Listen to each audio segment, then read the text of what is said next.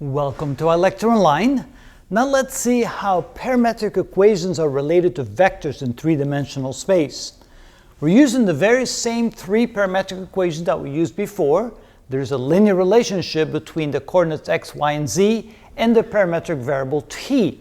And the general format of the parametric equations are as follows. So x is defined as some initial position for x plus some constant times t. Y the same thing, some initial position of y plus some constant times t, and z has some initial position for z plus some constant times t. A, b, and c being constants are not the same, which means that x, y, and z will change differently with a particular change in the parametric variable t. Now let's define a vector A, which is directed from an initial position to a final position. The original position has coordinates x sub naught, y sub naught, z sub naught, and the final position has coordinates x, y, and z. Any coordinates x, y, and z. So the vector A can then be defined as the difference between the x coordinates, the difference between the y coordinates, and the difference between the z coordinates in the x, y, and z directions. So now when we use our parametric equations, where we now substitute x in our point right there by the equivalent parametric equation. So instead of writing x, we write x sub naught plus at. Instead of y, we write y sub naught plus bt. And instead of z, we write z sub naught plus ct. Then right away you realize that our initial positions cancel out for all three directions. And we end up with a vector that's defined as the constant times t plus a different constant times t plus a third constant times t for each of the three directions x, y, and z.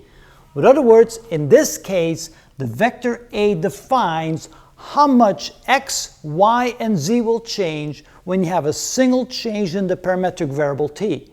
When t changes by 1 or 2 or 3 units, it will tell you how much x, y, and z will change.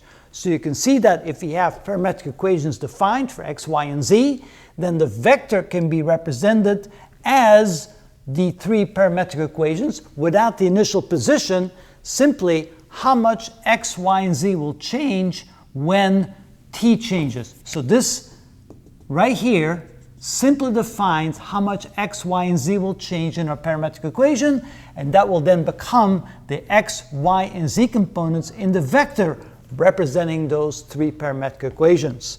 So if you now want to factor out the variable t, then you can see that a, b, and c are essentially representations of the slopes in the three parametric equations. The slope represents how much x, y, and z will change.